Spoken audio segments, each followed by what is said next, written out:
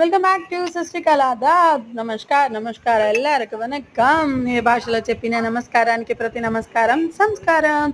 So అది మన భారతీయ సంస్కృతి.